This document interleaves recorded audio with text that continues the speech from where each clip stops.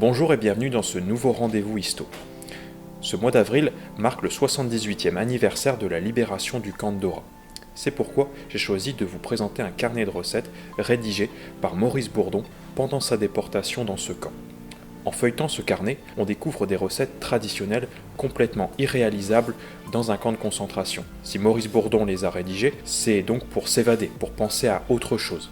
C'est aussi pour rêver à une libération prochaine et imaginer le menu qu'il pourra se concocter à son retour en France s'il survit à sa déportation. La faim était l'une des souffrances principales pour les déportés. Les témoignages racontent que l'on entendait souvent le mot chleb, qui signifie pain, chez les déportés polonais et russes, qui montrent que la faim elle était permanente.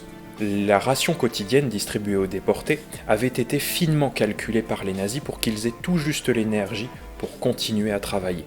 En réalité, la ration qui va être distribuée sera toujours bien inférieure et on estime à 60 à 90% la quantité de graisse manquante dans ce qui est donné aux déportés.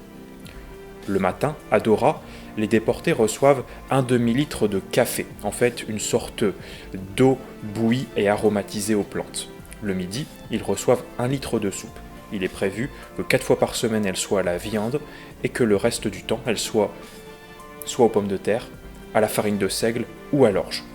Enfin, le soir, ils reçoivent à nouveau cette soupe, cette fois accompagnée d'un morceau de pain, souvent rassis et immangeable.